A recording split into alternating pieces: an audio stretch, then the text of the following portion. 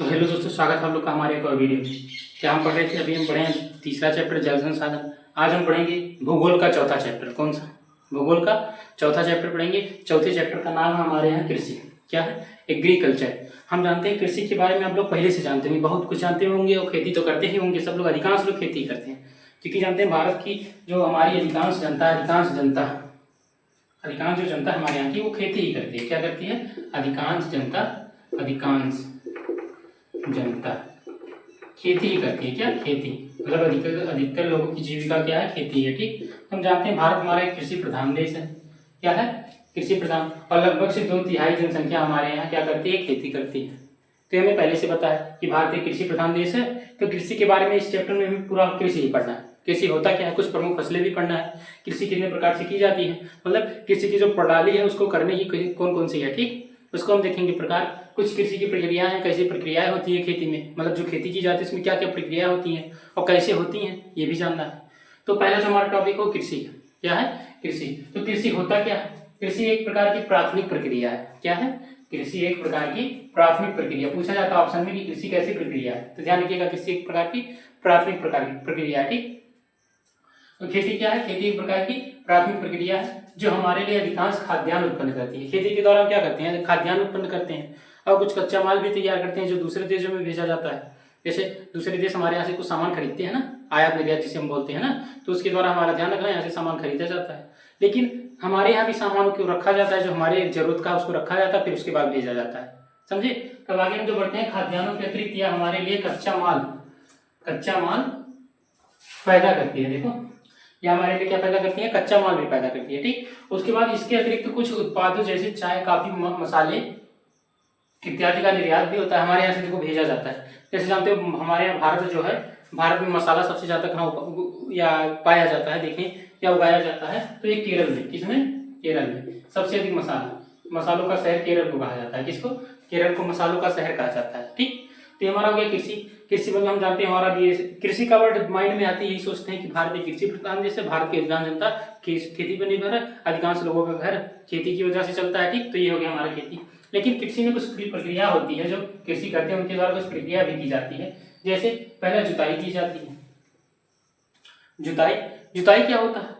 खेत जोतना, मिट्टी का भुरभुरा करना, मतलब जो मिट्टी बैठ गई है उसको जुताई के द्वारा उसको ऊपर लाते हैं, पलटते हैं मिट्टी को और उसके बाद भुरभुरा करते हैं। देखो, भुरभुरा का मतलब उसको जैसे देखेंगे हम हाथ में लेते हैं, कोई बड़ा जैसे ढीला होता है मिट्टी का टुकड़ा, तो उसको हम दबाते हैं, भुरभुरा हो जाए और चुकनाचूर हो जाए, उसमें होता है। ठीक। तो ये हमारा हो गया भुरभुरा।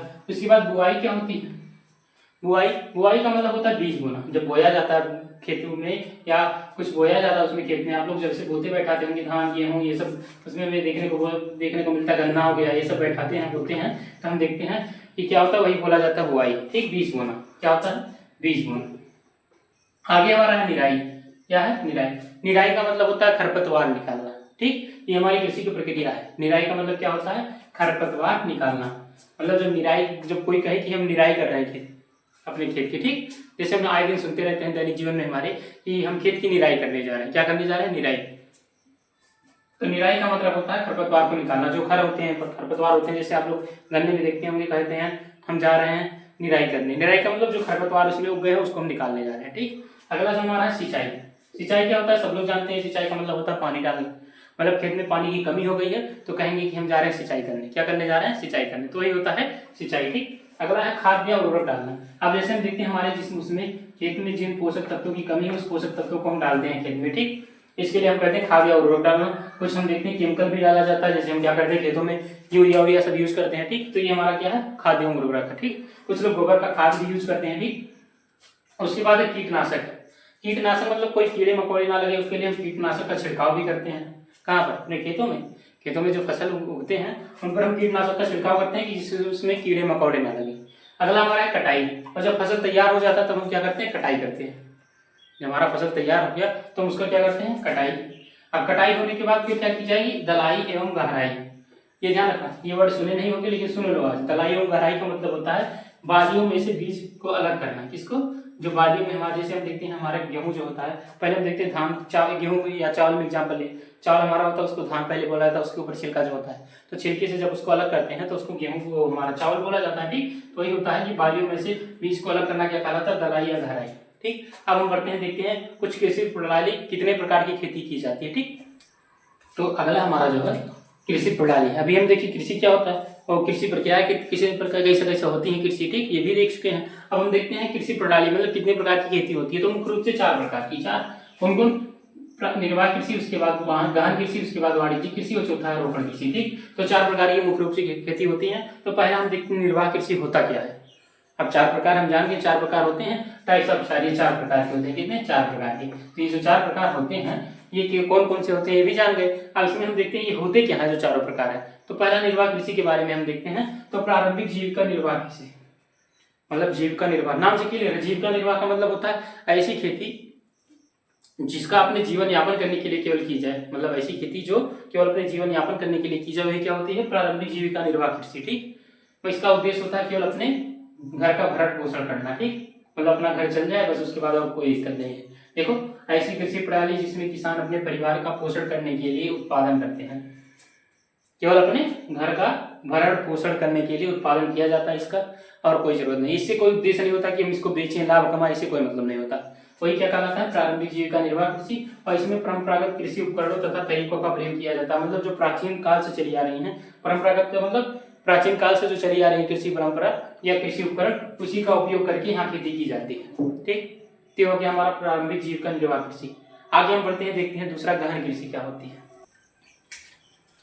तो आगे हमारा टॉपिक है कर्तन दहन प्रणाली स्थानांतरित कृषि। अब ये क्या होता है? अब कहो कि हमारा तो गहन कृषि है दूसरा, लेकिन दूसरा ये कहाँ से आ गया कर्तन दहन? तो ये ध्यान रखिएगा, ये प्रारंभिक जीविका कृषि के अंतर्गत आता है। ठीक, जीविका जो निर्वाह कृषि है उसी के अंतर्गत आता है। लेकिन ये क्या होता है कर्तन दहन? एक कई बार नाम पूछा गया है पेपर में, तो इसलिए इसके बारे में थोड़ा सा जान लेते हैं। इसी के अंतर्गत आता है, देखो, जीविका निर्वाह के लिए। ठीक, तो जीविका निर्वाह कृषि के अंतर्गत ही आता है। तो क्या होता है एक बार देख लेते हैं। किसान क्या करता है? जैसे कोई किसान है, किसी जंगल का जो भूमि है उस पर क्या करें? खेती करने के लिए जाए, और जो जंगल को काट कर पेड़ को जला दे। ठीक, वहाँ खेती करना शुरू कर दे।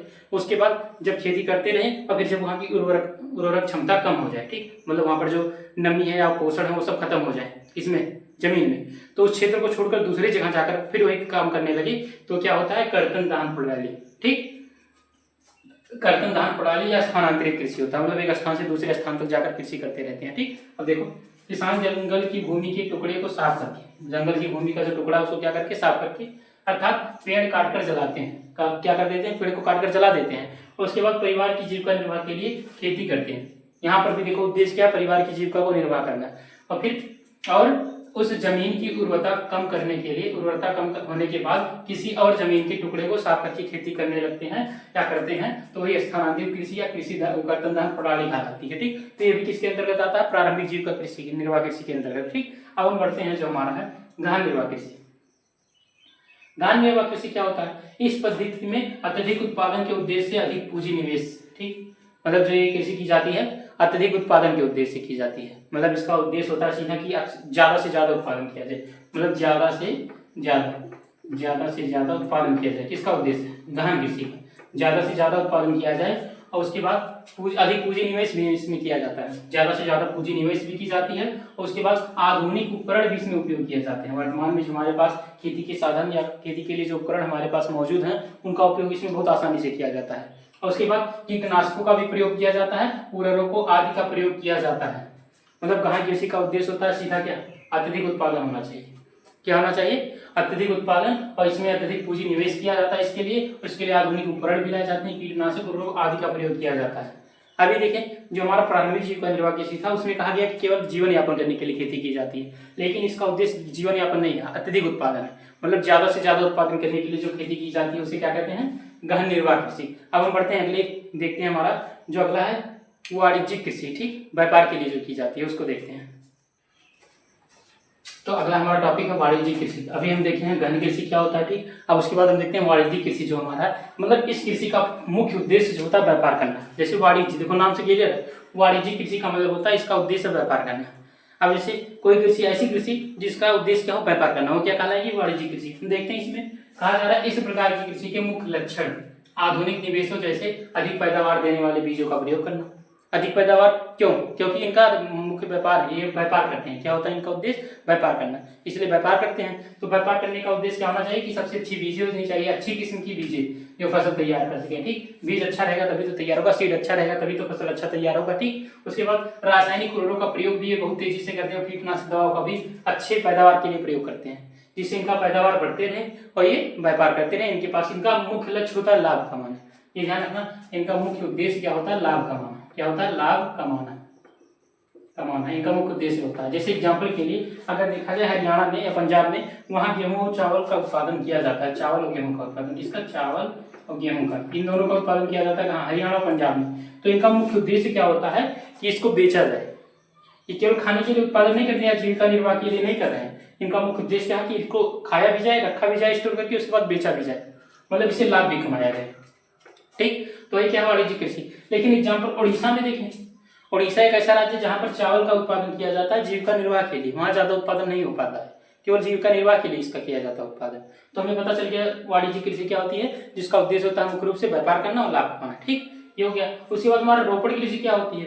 मतलब रोपड़ कृषि नाम से क्लियर है, एक ऐसी कृषि जो क्या किया जाए, एक ही कृषि बहुत बड़े क्षेत्रों में की जाए, मतलब ऐसे फसल का खेती की जाए जो पूरे बहुत बड़े क्षेत्रों में है। ठीक, जैसे हम क्या देखते हैं, एक ही प्रकार की वाणिज्यिक कृषि, ये भी क्या है? एक प्रकार की लाभ कमाने वाली कृषि है। देखो, व्यापारिक कृषि ये भी है। उसके बाद जिसमें विस्तृत क्षेत्रों में एकल फसल बोई जाती है, मतलब बहुत लंबे क्षेत्रों में केवल एक फसल बोया जाए। जैसे तुम लोग हमारे यहाँ देखते हैं व्यापार के उद्देश्य से गन्ना बोया जाता है।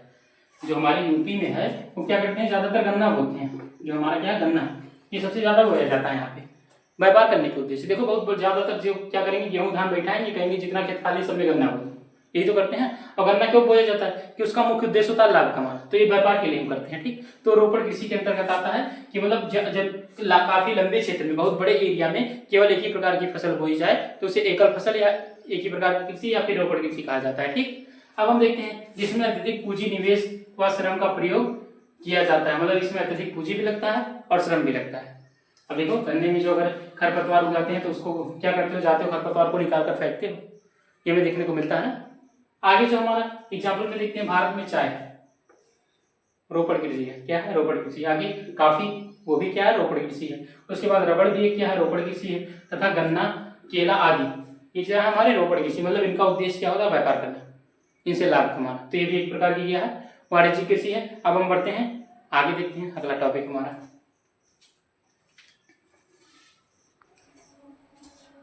तो अगला हमारा जो है गहन निर्वाह खेती और वाणिज्यिक खेती के बीच अंतर क्या है? अंतर देखते हैं, कई बार पेपर में पूछा गया अंतर को, तो इसलिए इस टॉपिक को पहले हम देख रहे हैं कि ये जो अंतर है कई बार पेपर में पूछा जा चुका है, तो ये कल छूटे ना, इसलिए इसको पहले देखा जाएगा। ठीक, तो अंतर क्या है गहन निर्वाह कृषि और वाणिज्यिक कृषि के बीच अंतर क्या होता है? तो देखिए, प्रारंभिक जीविका निर्वाह खेती मतलब गहन कृषि जो है छोटी भूमि या जोत भूमि, सीमित भूमि पर होती है। मतलब जो एक खेती होती है गहन कृषि या जीविका निर्वाह कृषि, एक छोटी भूमि पर होती है और ये कहा जाए सीमित होती है, इसकी भूमि बहुत ज्यादा बड़ी नहीं होती है। और लेकिन वाणिज्यिक जो खेती होती है बड़े भूमि पर होती है, जिसका उद्देश्य होता है व्यापार करना। जानते हो तो एक बहुत बड़े क्षेत्र पर भूमि की खेती की जाती है। ठीक, पहला हो गया। दूसरा हमारा है पारंपरिक तकनीकों और उपकरणों। पारंपरिक तकनीकी मतलब जो पुराने समय से तकनीकी चली आ रही है उसी का उपयोग करना, जैसे कुदाल, फावड़ा आदि। देखो, मतलब जो पुराने समय से हमारी परंपरा चलती आ रही है उसके आधार पर खेती की जा रही है। ठीक, लेकिन इधर आधुनिक तकनीकी और उपकरणों का प्रयोग, जैसे ट्रैक्टर हो गया, ये सब क्या आधुनिक तकनीक के उपकरण है, इनका प्रयोग करके इधर खेती की जाएगी।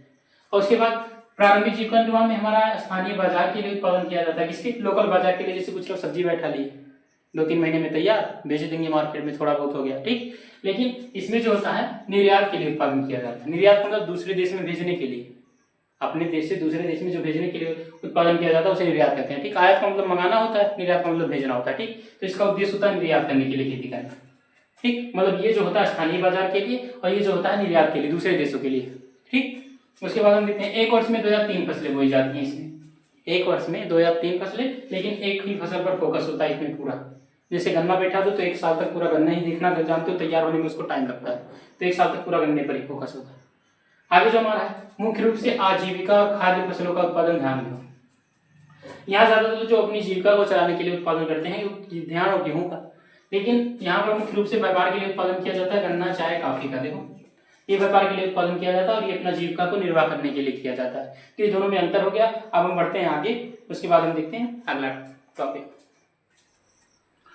तो हमारा अगला टॉपिक है कृषि ऋतु है। ठीक, कृषि ऋतु अगर देखा जाए तो ऋतु के आधार पर भी फसल को 3 प्रकार से बांटा गया है। ठीक, ऋतु के आधार पर फसल को कितने प्रकार से बांटा गया? 3 प्रकार से। अब जैसे देखा जाए, हम पढ़े फसल तो पढ़ चुके हैं, लेकिन फसल भी कई प्रकार के होते हैं ना, तो ये मौसम के आधार पर या ऋतु के आधार पर फसल को 3 प्रकार से बांटा गया। ठीक, कौन कौन? रबी, खरीफ और जायद। कौन कौन? रबी, खरीफ और जायद। अब रबी फसल क्या होता है? रबी फसल शीत ऋतु में बोई जाती है। कब? रबी फसल जो बोई जाती है शीत ऋतु में। कब से कब तक? हम देखेंगे ये अक्टूबर से दिसंबर के बीच में बोई जाती है। कब से कब तक बोई जाती है? रबी फसलें शीत ऋतु में अक्टूबर से दिसंबर के मध्य बोई जाती हैं। ठीक, मध्य बोई जाती हैं। और ग्रीष्म ऋतु में अप्रैल से जून के मध्य काट ली जाती हैं। ये ध्यान रखना, अप्रैल से जून के मध्य काट ली जाती हैं। जैसे हमारा एग्जाम्पल देखते हैं, तो रबी फसल क्या होती है अगर पूछा जाए तो बता दीजिएगा, जो अक्टूबर और दिसंबर के बीच में बोई जाती हैं और अप्रैल और जून के बीच में काट ली जाती हैं, तो क्या कहलाती हैं? रबी फसलें। एग्जाम्पल में हमारा है जौ, गेहूं हो गया, जौ हो गया, मटर, चना, सरसों आदि, ये सब क्या हमारा रबी फसल है। अब उसके बाद दूसरा हमारा खरीफ। क्या है? खरीफ फसल। खरीफ फसल क्या होता है? ऐसे फसलें, ठीक, ऐसे फसलें जो जून या जुलाई के माह में बोई जाती हैं और कब? सितंबर अक्टूबर में काट ली जाती हैं। ठीक, जून और जुलाई के माह में बोई जाती हैं, सितंबर और अक्टूबर में काट ली जाती हैं, वही क्या होती है? हमारी खरीफ फसलें। ठीक, तो हमें पता चल गया रबी और खरीफ क्या होती हैं। तो इसमें देखते हैं एग्जाम्पल, चावल, मक्का, ज्वार, बाजरा, अरहर, मूंग, उड़द, कपास, जूट, सोयाबीन, मूंगफली और आदि। ठीक, ये हमारे सब ऐसे प्रमुख फसलें हैं जो कब बोई जाती है? रबी वाली शीत ऋतु या मतलब ठंडी के सीजन में, खरीफ फसलें गर्मी के सीजन में। ठीक, जब मानसून शुरू होने वाला होता है तब बोई जाती है। ठीक, तो ये हमारा हो गया रबी खरीफ। अब देखते हैं अगला जायद।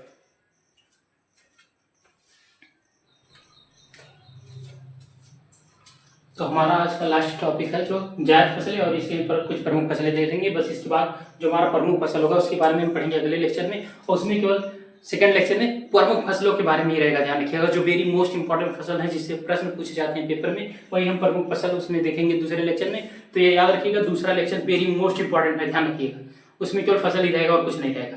तो ये ध्यान रखिएगा। तो हम पढ़ते हैं जायद फसलें क्या होती हैं। तो जायद फसलें जो होती हैं रबी और खरीफ फसल के बीच में बोई जाती हैं, मतलब रबी और फसल के बीच में ग्रीष्म ऋतु में बोई जाने वाली फसलें जो होती हैं क्या कहलाती हैं? जायद फसलें। एग्जाम्पल के लिए तरबूज, खरबूज, जितने हमारे फल हो गए, सब्जियां हो गई, और चारे के जो फसल हो गए, सब क्या होते हैं? खरीफ फसल। इसी में हमारा आता है गन्ना। भाई कभी अगर तुमसे पूछ लिया जाए रबी खरीफ, तो गन्ना कौन सा फसल है? खरीफ, रबी या जायद? तो ये जायद है। क्या है? जायद। बस इसको तैयार होने में 1 साल लगता है। कितना समय लगता है? 1 साल का समय, ये ध्यान रखिएगा। तो हम देखते हैं कृषि की कुछ प्रमुख फसलें कौन कौन सी हमारी, जो खाद्य फसलें हैं, नकदी फसलें, बागवानी फसलें। ठीक, तो खाद्य फसलों में हमारा पहला है जो गेहूं।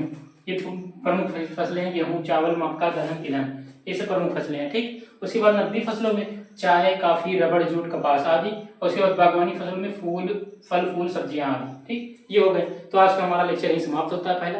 ठीक, ये ध्यान रखिएगा, जाने से पहले चैनल को सब्सक्राइब करिए और हमारे वीडियो को लाइक जरूर करिए। लाइक करना तो कभी मत भूलिए, साथ में कमेंट करिए कि वीडियो आपको कैसा लगा, जिससे हमें थोड़ा और प्रोत्साहन मिलेगा। अगर आप लोग कमेंट करेंगे तो हम सोचेंगे अगर आप लोग को अच्छा लगा होगा तो और बढ़िया से वीडियो बनाया जाएगा। ठीक, तो ध्यान रखिएगा, आप लोग क्या करिए, चैनल को सब्सक्राइब करिए और शेयर जरूर करिए। ठीक, तो फिर मिलते हैं नेक्स्ट लेक्चर में, पढ़ेंगे प्रमुख फसलों के बारे में केवल। ठीक।